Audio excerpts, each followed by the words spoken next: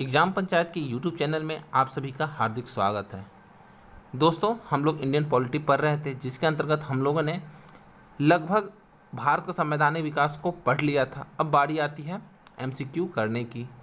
दोस्तों, आप लोगों को पता होगा, जितना आप एमसीक्यू करेंगे उतना ही आपके कॉन्सेप्ट क्लियर होंगे। तो इस कॉन्सेप्ट को क्लियर करने के लिए हम आपके पास और आप लोगों के समक्ष एक सीरीज़ लेके आए हैं, जिसका नाम है घटना चक्र सीरीज। हम लोग घटना चक्र सीरीज को अच्छे से पढ़ेंगे और काफ़ी डिटेल्स में पढ़ने की कोशिश करेंगे। दोस्तों, मैं एक ही वीडियो में सारे घटना चक्र का क्वेश्चन नहीं करवाऊंगा, पार्ट बना कर मैं घटना चक्र सीरीज करवाऊंगा। क्योंकि यदि मैं चाहे वो एक पार्ट चाहे एक टॉपिक में 9 क्वेश्चन हो, चाहे 10 क्वेश्चन हो, चाहे 100 क्वेश्चन हो, मैं एक वीडियो में सारे क्वेश्चन करवाऊँगा, जिससे आपके पास एक नोट्स बनता, हर टॉपिक से एक नोट्स बनता चला जाएगा। दोस्तों, यदि आप इस चैनल पे नए हैं तो आप हमारे चैनल को सब्सक्राइब कर सकते हैं, लाइक कर सकते हैं और दोस्तों के साथ शेयर कर सकते हैं। यदि आपको वीडियो अच्छा लगती है और इसमें कुछ सुझाव देना चाहते हैं तो आप हमें कमेंट के थ्रू बता सकते हैं। तो चलिए आज का सेशन स्टार्ट करते हैं। इसमें आज का जो टॉपिक है, कंपनी के अंतर्गत पारित अधिनियम को हम लोग पढ़ेंगे और जितने क्वेश्चन हैं उसको काफ़ी डिटेल्स में समझने का कोशिश करेंगे। मेरा पूरा प्रयास रहेगा कि मैं अच्छे तरीके से आप लोगों को समझा सकूं। तो चलिए आज का पहला सवाल है, निम्नलिखित में से किस अधिनियम में कलकत्ता में सर्वोच्च न्यायालय की स्थापना का प्रावधान किया गया था? ऑप्शन नंबर ए है रेगुलेटिंग एक्ट 1773 के द्वारा किया गया था। बी पिट्स का भारत अधिनियम 1784 के द्वारा किया गया था। चार्टर एक्ट 1813 के द्वारा किया गया था। या ऑप्शन डी चार्टर एक्ट 1833 के द्वारा किया गया था। तो दोस्तों, आप लोग सोचिए और इसका आंसर बताइए कि इसका आंसर क्या हो सकता है। तो सोच के बताइए क्या आंसर हो सकता है। ऑप्शन ए हो सकता है, ऑप्शन बी हो सकता है, ऑप्शन सी हो सकता है या ऑप्शन डी हो सकता है। तो आप लोग बताइए। तो चलिए मैं बताता हूँ इसका आंसर क्या होगा। तो चलिए पहले हम लोग क्वेश्चन को अच्छे से पढ़ने की कोशिश करेंगे। तो क्वेश्चन पूछ रहा है, कलकत्ता में सर्वोच्च न्यायालय की स्थापना का प्रावधान पूछ रहा है, वो किस अधिनियम के द्वारा होता है। तो दोस्तों, आप लोगों को पता होगा, जो कलकत्ता में सर्वोच्च न्यायालय की स्थापना होती है वो रेगुलेटिंग एक्ट 1773 के जरिए होती है। तो चलिए दोस्तों, आपका आंसर मिल गया। सर्वोच्च न्यायालय की स्थापना रेगुलेटिंग एक्ट 1773 के जरिए होती है। अब हम लोग रेगुलेटिंग एक्ट 1773 के बारे में कुछ जानकारी लेते हैं। दोस्तों, आप लोगों को पता होगा कि 1773 का रेगुलेटिंग एक्ट के जरिए दो संस्था का निर्माण होता है। एक है निदेशक मंडल, कोर्ट ऑफ डायरेक्टर, निदेशक मंडल जिसको हम लोग कोर्ट ऑफ डायरेक्टर बोलते हैं, और दूसरा रहता है कोर्ट ऑफ प्रोप्राइटर, स्वताधारी मंडल होता है। निदेशक मंडल में कुल सदस्यों की संख्या 1+1+24 होती है। 1+1+24 लिखने का मतलब यह था कि एक गवर्नर होते हैं, एक उप गवर्नर होते हैं और 24 सदस्य होते हैं। तो आपसे क्वेश्चन पूछ सकता है कि 1773 के अधिनियम के जरिए जो कोर्ट ऑफ डायरेक्टर का निर्माण होता है उसमें सदस्यों की संख्या क्या होती है। तो आप यहाँ से इसका आंसर बता सकते हैं। तो चलिए ये पहला पॉइंट हो गया। और दूसरी बात यह हुई कि जो निदेशक मंडल के सदस्यों का जो चुनाव होता था वो कोर्ट ऑफ प्रोप्राइटर के सदस्यों के द्वारा हुआ करता था। तो आप लोग इस बात का ध्यान रखेंगे। अब चलिए दूसरा पॉइंट है कि बंगाल के गवर्नर को अब बंगाल का गवर्नर जनरल बना दिया जाता है। और यह सबसे पहले किसको बनाया जाता है? तो ये वारेन हेस्टिंग्स को बनाया जाता है। तो आप लोग इस ध्यान रखिएगा कि बंगाल का पहला गवर्नर जनरल कौन बनता है? तो वारेन हेस्टिंग्स बनते हैं। और इनके सहयोग के लिए 4 सदस्यीय एक टीम भी रहते हैं, जिसको गवर्नर जनरल एवं उसकी परिषद की संज्ञा से अभिनिहित करते हैं। और ये 4 सदस्य कौन होते हैं? तो उसमें से एक है फिलिप फ्रांसिस, बोरवेल, क्लेवरिंग और मॉनसन। तो मैं लिख दूं, फिलिप फ्रांसिस पहला है, फिलिप फ्रांसिस, दूसरा बरवेल, तीसरा क्लेवरिंग और चौथा मॉनसन। तो आप लोग ध्यान रखिएगा इन बात को कि जो उनके 4 सदस्य जो टीम होती है उनमें सदस्य कौन कौन होते हैं। अब नेक्स्ट पॉइंट है कि कलकत्ता में एक उच्च न्यायालय की स्थापना होती है।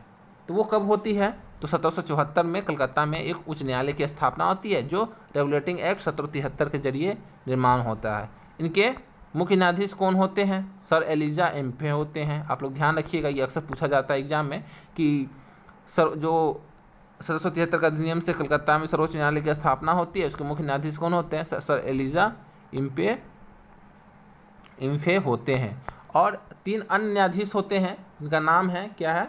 तो चैम्बर्स, लेमेस्टर, हाइड, ये 3 होते हैं। तो आप लोग इस बात को ध्यान रखिएगा। तो ये जो 1773 से संबंधित जो महत्वपूर्ण बात थी वो मैंने डिस्कस कर दिया है, और आशा करते हैं कि ये आप लोग आपके ध्यान में रहेगी, और कहीं भी ये कुछ टाइप के क्वेश्चन आते हैं तो आप लोग आसानी से इस क्वेश्चन को कर पाइएगा। चलिए अब चलते हैं क्वेश्चन नंबर 2 की ओर। तो क्वेश्चन नंबर 2 क्या है? तो क्वेश्चन नंबर 2 है, सूची 1 को सूची 2 से मिलाना है। तो सूची 1 को सूची 2 से मिलाना है। तो सूची 1 में क्या क्या है? तो नियंत्रण परिषद की स्थापना, बी सर्वोच्च न्यायालय की स्थापना, सी इंग्लिश मिशनरियों का भारत में कार्य करने की अनुमति, डी है गवर्नर जनरल की परिषद में कानूनी सदस्य की नियुक्ति। और सूची 2 में क्या है? नियामक अधिनियम 1773, दूसरा पिट्स का भारतीय अधिनियम 1784, सी है चार्टर अधिनियम 1813, और 4 है चार्टर अधिनियम 1833। तो दोस्तों बताइए इसका सही आंसर क्या होगा? आप लोग सोचकर बताइए कि इसका आंसर क्या होगा, तब मैं इसे एक्सप्लेन करूंगा अच्छा से। दोस्तों जब तक आप आंसर दे रहे हैं, मैं एक बात बता दूं कि यदि आपको किसी प्रकार की समस्या आती है तो आप मेरे टेलीग्राम चैनल पे मैसेज करके आप अपनी समस्या को पूछ सकते हैं, और टेलीग्राम चैनल का नाम है एग्जाम पंचायत। तो अब चलिए इसको मिलाते हैं, क्या होगा आंसर। तो नियंत्रक परिषद की स्थापना कब होती है, मतलब बोर्ड ऑफ कंट्रोल की स्थापना कब होती है? तो वो आप लोग बताइए कब होती है? तो वो होती है पिट्स के भारतीय अधिनियम 1784 के द्वारा होता है। तो आप लोग ध्यान रखिएगा कि जो पिट्स के 1784 अधिनियम द्वारा नियंत्रक मंडल की स्थापना होती है। सर्वोच्च न्यायालय की स्थापना किस अधिनियम से होती है? दोस्तों मैंने इससे पहले का प्रश्न था उसमें मैं सर्वोच्च न्यायालय के बारे में काफ़ी डिटेल्स में बताया है। तो वो उसमें मैंने बताया था कि वो अधिनियम 1773 के जरिए होता है। अब सी है इंग्लिश मिशनरियों को भारत में कार्य करने की अनुमति कब मिलती है? यह चार्टर एक्ट 1813 के जरिए अनुमति मिलती है, और इसी 1813 के अधिनियम में इंग्लिश मिशनरियों को भारत में आगमन की अनुमति मिलती है। दूसरा पॉइंट इसमें यह हो जाएगा कि भारत में चाय का व्यापार और चीन के साथ व्यापार की अनुमति मिलती है, बाकी सभी चीज़ों पे प्रतिबंध लगा दिया जाता है। डी है गवर्नर जनरल परिषद में कानूनी सदस्य की नियुक्ति कब होती है? तो वो चार्टर एक्ट 1833 के जरिए वो होती है, कानूनी सलाहकार की नियुक्ति होती है, जिसमें से 3+1 अब कुल सदस्य 4 हो जाते हैं। गवर्नर जनरल उसकी परिषद कुल सदस्य संख्या 4 हो जाती है। तो दोस्तों इसका आंसर हो जाएगा 2, 1, 3, 4। तो देखते हैं 2, 1, 3, 4 किस ऑप्शन में है। चलिए अब हम ऑप्शन देखते हैं। तो इसमें 2, 1, 3, 4 कौन सा ऑप्शन है? तो दोस्तों इसमें ऑप्शन नंबर बी 2, 1, 3, 4 है। तो इसका सही आंसर हो जाएगा ऑप्शन नंबर बी। तो आप लोग ध्यान रखिएगा, जो मैंने पॉइंट्स बताया वो परीक्षा के दृष्टिकोण से काफ़ी इंपॉर्टेंट है, तो आप लोग ध्यान रखिएगा। अब चलते हैं नेक्स्ट क्वेश्चन की ओर। नेक्स्ट क्वेश्चन क्या है? तो निम्नलिखित में से किनसे भारत में अंग्रेजी शिक्षा की नींव पड़ी? तो चलिए ऑप्शन नंबर ए है 1813 का चार्टर एक्ट, स्टेटमेंट नंबर 2 है general committee of public instruction 1823, और थर्ड है प्राच्यविद एवं आंग्लविद। तो इसमें से क्वेश्चन क्या पूछ रहा है कि नीचे दिए गए कोड का प्रयोग कर सही उत्तर चुनना है। जो 3 स्टेटमेंट है उसमें से तीनों स्टेटमेंट से कौन कौन सही है वो हमें चुनना है। तो चलिए देखते हैं, अब इसका आंसर निकालने की कोशिश करते हैं। क्वेश्चन क्या पूछ रहा है? क्वेश्चन पूछ रहा है कि भारत में अंग्रेजी शिक्षा की नींव कैसे पड़ी। तो हम लोग जानते हैं कि 1813 के चार्टर एक्ट द्वारा अंग्रेजी शिक्षा की नींव पड़ी, जिसके अंतर्गत 1 लाख रुपये प्रति वर्ष खर्च करने का प्रावधान किया गया था। ठीक है, general committee of public instruction ये भी सही होगा, क्योंकि 1827 में इसका गठन होता है general committee of public instruction का, जिसकी जिम्मेदारी होती है कि जो 1813 का अधिनियम में जो 1 लाख रुपये प्रति मंथ खर्च करना है तो इसकी देखरेख में होगी।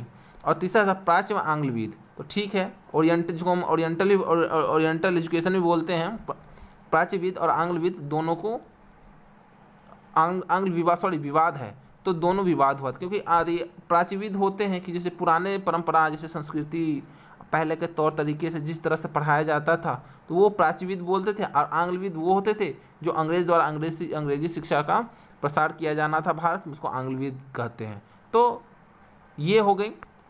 तो इसका सही आंसर 1 2 3 तीनों सही है। तो देखते हैं ऑप्शन में इसका किस में 1 2 3 आंसर है। तो ऑप्शन नंबर डी में 1 2 3 है, तो इसका सही आंसर हो जाएगा ऑप्शन नंबर डी। तो आप लोग इस पॉइंट को ध्यान से रखिएगा क्योंकि ये इंपॉर्टेंट क्वेश्चन है, ये एग्जाम में पूछ सकता है। तो चलिए अब नेक्स्ट क्वेश्चन की ओर चलते हैं। नेक्स्ट क्वेश्चन है, किस अधिनियम के द्वारा ब्रिटिश संसद ने चाय और चीन के साथ व्यापार को छोड़कर ईस्ट इंडिया कंपनी के भारत के साथ व्यापारिक एकाधिकार को समाप्त कर दिया? दोस्तों, जैसा कि मैंने बताया है कि अभी इससे पहले वाले क्वेश्चन में थोड़ा सा हिंट्स दिया था कि किस अधिनियम के द्वारा संसद ने चाय और चीन के साथ व्यापार को छोड़कर ईस्ट इंडिया कंपनी के भारत के साथ व्यापारिक एकाधिकार को समाप्त कर दिया। लेकिन चलिए आप लोग बताइए इसका आंसर क्या होगा। इसका ऑप्शन नंबर ए है 1813 का अधिनियम, ऑप्शन नंबर बी है 1833 का चार्टर अधिनियम, ऑप्शन नंबर सी है 1853 का चार्टर अधिनियम और डी है 1873 का अधिनियम। तो बताइए आप लोग इसका आंसर क्या होगा। तो दोस्तों इसका सही आंसर हो जाए ऑप्शन नंबर ए 1813 का चार्टर अधिनियम। चलिए दोस्तों 1813 का चार्टर अधिनियम से संबंधित कुछ पॉइंट्स आपको बता देते हैं। 1813 के चार्टर अधिनियम द्वारा ईसाई मिशनरियों को भारत में आने की अनुमति मिल जाती है। पहला पॉइंट ये हो जाएंगे। दूसरा पॉइंट यह है कि शिक्षा पर अब प्रति वर्ष 1 लाख रुपए खर्च किए जाएंगे। ये हो गए। और तीसरा पॉइंट क्या होगा कि तीसरा पॉइंट यह है कि चाय और चीन के साथ व्यापार को छोड़कर बाकी सभी ईस्ट इंडिया कंपनी के भारत के साथ व्यापारिक एकाधिकार को समाप्त कर दिया गया। तो ये 3 पॉइंट आप लोग ध्यान रखिए जो परीक्षा के दृष्टिकोण से काफ़ी इंपॉर्टेंट है और अक्सर एग्जाम में पूछ लिए जाते हैं। चलिए चलते हैं नेक्स्ट क्वेश्चन की ओर चलते हैं। क्वेश्चन नंबर 5 की ओर चलते हैं। तो क्वेश्चन नंबर 5 क्या है, चार्टर एक्ट 1813 के संबंध में निम्नलिखित कथनों पर विचार कीजिए। दोस्तों मैंने अभी तुरंत चार्टर अधिनियम 1813 के बारे में डिटेल्स में बताया है। तो चलिए देखते हैं कि इसका आंसर क्या होगा। और जैसा कि मैंने इसे एक्सप्लेन किया तो इसके आंसर जानने में आप लोगों को आसानी होगी। तो चलिए इसका आंसर देखते हैं क्या है। तो स्टेटमेंट नंबर फर्स्ट है, इसने भारत में ईस्ट इंडिया कंपनी को व्यापार एकाधिपत्य को चाय का व्यापार तथा चीन के साथ व्यापार को छोड़कर समाप्त कर दिया गया। दोस्तों ये बिल्कुल सही है, मैंने अभी तुरंत डिस्कस किया है इस टॉपिक को लेकर। अब चलते हैं दूसरे पॉइंट की ओर। इसने कंपनी द्वारा अधिकार में लिए गए भारतीय राज्य क्षेत्रों पर ब्रिटिश क्राउन की संप्रभुता को सुदृढ़ करता है। दोस्तों यह स्टेटमेंट बिल्कुल गलत है, क्योंकि इसमें जो मुख्य 3 बात थी मैंने बताया था। वो पहला क्या थी, चीन के साथ व्यापार और भारत में चाय के व्यापार को छोड़कर सारे एक अधिकार को समाप्त कर दिया जाता है। दूसरा, ईसाई मिशनरियों को भारत में आने की अनुमति मिल जाती है। और तीसरा, शिक्षा पर प्रतिवर्ष 1 लाख रुपए खर्च करने का प्रावधान किया जाता है। वही ओरिएंटल एजुकेशन और आंग्ल एजुकेशन के बीच में जो विवाद होता है वो होता है। तो ऑप्शन नंबर 3 की ओर चलते हैं। तो ऑप्शन नंबर 3 क्या है, तो ऑप्शन नंबर 3 है, भारत का राजस्व अब ब्रिटिश संसद के नियंत्रण में आ गया था। उपयुक्त में से कौन से कथन सत्य होंगे। जो मैंने तीसरा पॉइंट बताया कि भारत का राजस्व अब ब्रिटिश संसद के नियंत्रण में आ गया था, ये बिल्कुल सही है, क्योंकि जब एक अधिकार की समाप्ति होगी तो सारे ब्रिटिश क्राउन के अंदर चले जाएंगे। और इसके जाने का कारण क्या था कि उस समय इंग्लैंड में औद्योगिक क्रांति हो रही थी और वहाँ के प्रत्येक व्यवसायी चाहते थे कि वो भारत जाकर व्यापार करे, लेकिन कंपनी के एक अधिकार होने के कारण वो व्यापार नहीं कर सकते थे। इसलिए कंपनी के एक अधिकार को चीन के साथ व्यापार और चाय का व्यापार के अलावा सारे एक अधिकार की समाप्ति कर दी जाती है। तो चलिए इसका ऑप्शन नंबर 1 और 2 सही होगा। तो आप लोग बताइए कौन सा आंसर सही है। तो ऑप्शन नंबर ए इसका सही आंसर है। अब चलते हैं नेक्स्ट क्वेश्चन की ओर चलते हैं। अब हम लोग नेक्स्ट क्वेश्चन की ओर चलते हैं। तो क्वेश्चन नंबर 6 है और ये लास्ट क्वेश्चन कंपनी के अधीन जो अधिनियम है उसके लास्ट क्वेश्चन है जो कि घटना चक्र की है। तो हम लोग देखते हैं इसमें क्या आंसर है। तो किस अधिनियम में भारतवासियों को अपने देश में प्रशासन की कुछ हिस्सा लेना संभव बनाया गया था। तो क्वेश्चन पूछ रहा है कि भारतवासियों को अपने देश में प्रशासन की कुछ हिस्सा लेना संभव बनाया गया था। तो ऑप्शन नंबर ए है चार्टर एक्ट 1833, बी है चार्टर एक्ट 1853, सी है government of India act 1858, option number D है 1861। दोस्तों सोचिए आप लोग इसका क्या आंसर होगा और हमें बताइए कि इसका आंसर क्या होगा। तो चलिए इसका आंसर मैं बताता हूँ। इसका सही आंसर क्या होगा? तो ऑप्शन नंबर ए इसका सही आंसर होगा, क्योंकि चार्टर 1813 के जरिए ही भारतीयों को धर्म जन्म स्थान वंशानुक्रम और मतलब जो कारण थे, अब मतलब इसके आधार पर अयोग्य नहीं माना जाएगा, मतलब इनके आधार पर उसे डिस्क्वालीफाई नहीं किया जाएगा। तो एक कहीं ना कहीं और इससे जो चुनकर जो आएंगे वही अब प्रशासन में भागीदारी निभाएंगे। तो कहीं ना कहीं प्रशासन की बात हो रही है, और जब चुन के आएंगे तभी प्रशासन होगी। और जब इस जो ग्रांड है इस पर भेदभाव नहीं करना था, तो यदि इस पर भेदभाव नहीं होगी तो कुछ भारतीय लोग आएंगे और प्रशासन करेंगे। तो माना जाता है कि चार्टर एक्ट 1833 के जरिए प्रशासन करना संभव हुआ। तो चलिए अब हम लोग कुछ पॉइंट्स जान लेते हैं चार्टर एक्ट 1833 की बारे में जान लेते हैं। तो चार्टर एक्ट 1833 में क्या था? इसमें सबसे पहला पॉइंट है कि जो बंगाल का गवर्नर जनरल था, अब उसे भारत का गवर्नर जनरल बना दिया जाता है, गवर्नर जनरल बना जाता है। कहीं ना कहीं वह मतलब कि केंद्रीकरण की तरफ इशारा कर रही है, तो देश का केंद्रीकरण होता है। दूसरा पॉइंट यह है कि गवर्नर जनरल की परिषद में जो कि संख्या 3 हो गई थी, अब उसकी संख्या जो कि 84 के अधिनियम के जरिए सदस्यों की संख्या कम कर दी गई थी।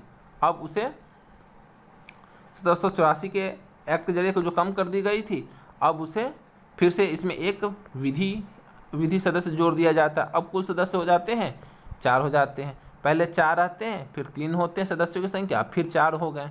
अब देखते हैं इसमें नेक्स्ट पॉइंट क्या है। तो जो भारत के गवर्नर जनरल बनते हैं वो कौन बनते हैं? तो वो लॉर्ड विलियम बेंटिक बनते हैं। ये क्वेश्चन अक्सर पूछ लिया जाता है कि कौन बनते हैं, तो ये लॉर्ड विलियम बेंटिक बनते हैं। अब चलते हैं इसके तरह नेक्स्ट पॉइंट की ओर चलते हैं। तो नेक्स्ट पॉइंट है कि कंपनी का व्यापारिक अधिकार चीन के साथ जो 1813 के एक्ट के जरिए जो चीन के साथ व्यापार प्लस भारत में चाय का व्यापार का जो एक अधिकार था कंपनी का, अब उसे पूर्णतः समाप्त कर दिया जाता है। तो ये एक पॉइंट हो गए। अब चलते हैं नेक्स्ट पॉइंट की ओर कि विधियों के संहिताकरण का अधिकार गवर्नर जनरल को दे दिया जाता है। विधियों के संहिताकरण का अधिकार किसको दे दिया जाता है? तो गवर्नर जनरल को दिया जाता है। और लॉर्ड मैकाले के अध्यक्षता में प्रथम 4 सदस्यीय विधि आयोग की गठन की जाती है। कब की जाती है? 1834 में की जाती है। तो यह हो गया। और एक है कि दास प्रथा को विरुद्ध घोषित कर दिया गया। और इसका उन्मूलन कब होता है? तो 1843 में एलन बरो के द्वारा इसका उन्मूलन हो जाता है।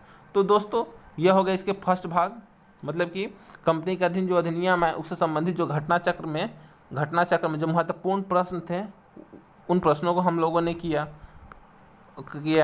तो चलिए अब हम लोग नेक्स्ट वीडियो में देखेंगे ब्रिटिश राज के शासनाधीन पारित अधिनियम को हम लोग देखेंगे। तो चलिए दोस्तों, आपको यह वीडियो कैसा लगा आप कमेंट में ज़रूर बताएंगे। यदि अच्छा लगा तो हमारे चैनल को सब्सक्राइब, लाइक्स और इस वीडियो को अधिक से अधिक शेयर कीजिए, जिससे और भी लोग लाभान्वित हो सकें। तो चलिए बहुत बहुत धन्यवाद, और कमेंट में अपना मंतव्य जरूर दीजिएगा। और किसी प्रकार की समस्या आती है तो आप हमारे टेलीग्राम चैनल जिसका नाम है एग्जाम पंचायत, आप वहाँ जाकर हमसे क्वेश्चन डायरेक्टली पूछ सकते हैं। तो चलिए यह रहा आज का घटना चक्र का पार्ट 1। तो आप लोग कमेंट में बताइएगा कि कैसा लगा। चलिए बहुत बहुत थैंक यू, बहुत बहुत धन्यवाद।